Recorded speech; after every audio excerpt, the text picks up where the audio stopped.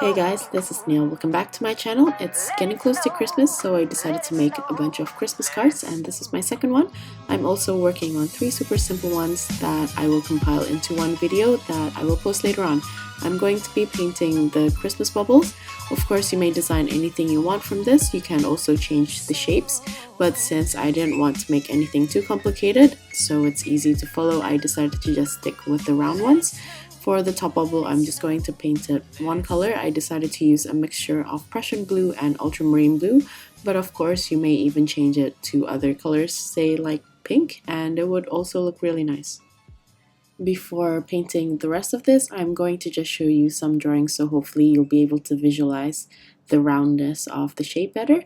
It's the same concept as my blueberry tutorial, so you can start by drawing a circle and drawing out the contour lines so you can see the roundness of the bubbles, and maybe even try to do thinner, more condensed contour lines down the bottom as shadows, anything to better visualize it.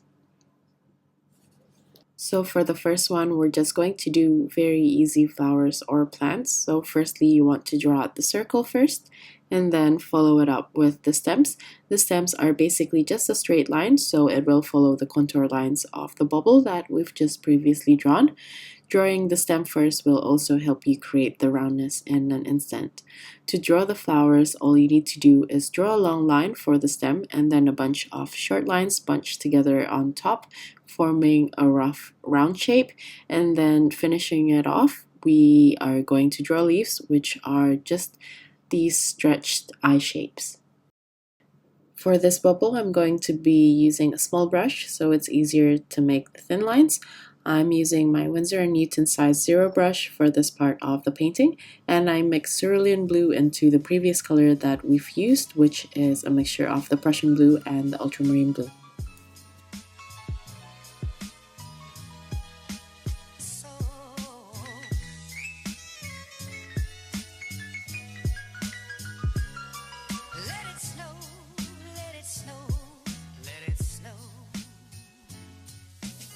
I'm just painting the stems as we previously drawn out before, and then I'm going to apply the flowers by just doing short strokes on top.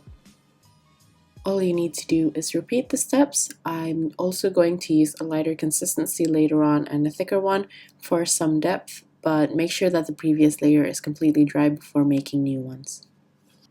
After you've done the first layer, you can also add some leaves as we've previously drawn. Later, I figured that after I already painted this, that the leaves would look better if they were growing from the bottom center of the orb, so the painting looked more cohesive. So be sure to do that if you're going to paint this. After the leaves, I'm going to add a lighter layer behind this one, and then we're going to move on to the next bubble. First off, I'm just going to line this one with a gray color since we're not going to be coloring this the whole way through. This one is easy and fun. We're just going to follow the orb line for this one, but we're making sort of like a dripping effect. But remember to keep the lines rounded in the right way to keep the contour of the bubble. This way you'll create the roundness of the bubble. And for the detail of this, all you have to do is make dots with your brush to create glitter-like texture, and that's it. The smaller you make the dots, the more sparkly the glitter will look, so keep that in mind depending on the look that you're going for. For the painting, I want to use a lighter blue for the first layer. I mixed in a bit of gray into the colors that we've previously made with the cerulean blue. This makes a really nice light pastel blue.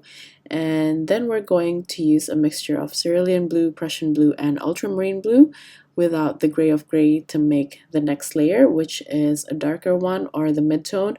And you're going to do the exact same thing with the dots. Remember to keep following the roundness of the way you put the dots down, and as we get to the top, I'm also going to make the dots much more dense and closer together. This will also help keep the 3D shape of the bubble. For the darkest layer, we're going to use a thick consistency of Prussian blue and do the exact same thing as the previous layer.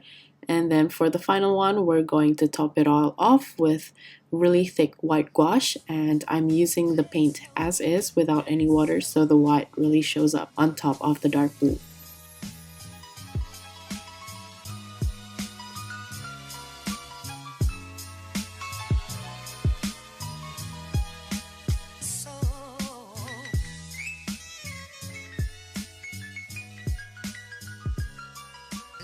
For the third and final bubble, now that the base color is completely dry, we're going to make a really simple flower shape with 5 petals. Each petals are really easy to paint. It's almost the same as the leaves that we previously painted, but it's not as stretched. It's just an easy eye shape, and we're going to paint this within the final bubble using white gouache. The only tip I have to give you to draw this design is to remember the center point of the flower, and that's where the tip of each petal should be facing.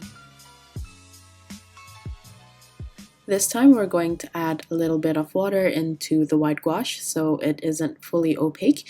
You can see a little bit of the blue still, but I don't want it to be too translucent either, so the flower still shows up. But also be mindful that gouache always dries a bit more translucent compared to when it's put down. So if it is a bit too light like mine, just add another layer and also add a bit more gouache into your mix.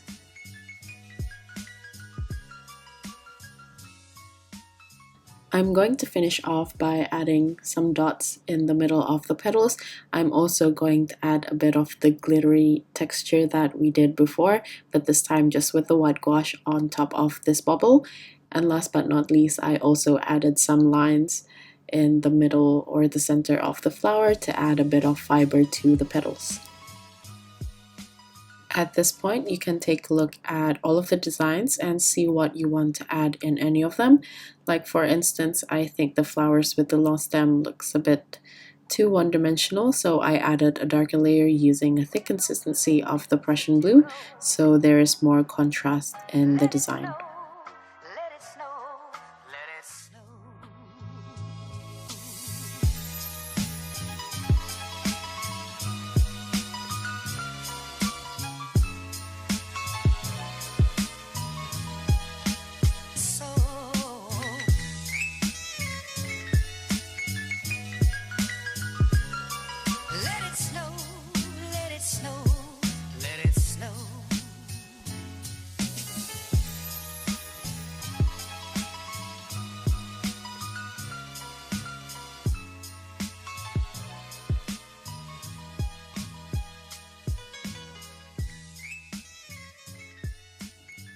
So once I'm happy with the design, I'm going to take out my fine gold palette now and use this for the hangers.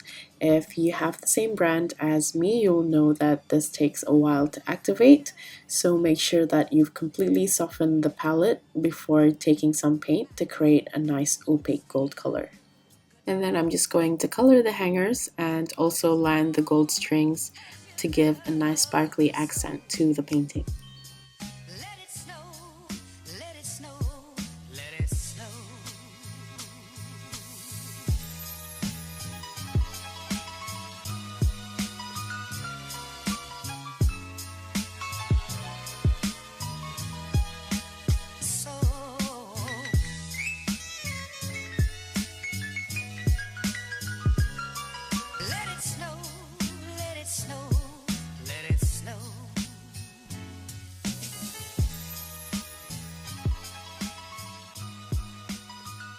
To finish everything off, I've mixed a very thin consistency watered down paint.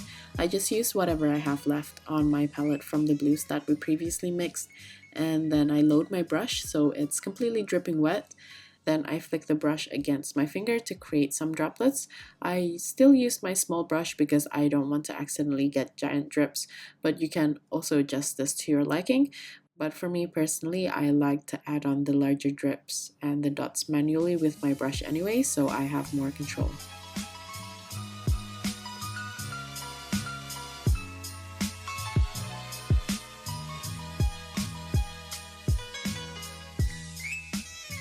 And this is the finished painting. If you would like to add on any text, it's up to you, but I'm going to keep mine the way it is. Anyway, I hope you guys enjoyed this video. I hope you learned something new. And if you decide to give this a go, let me know how you went in the comments.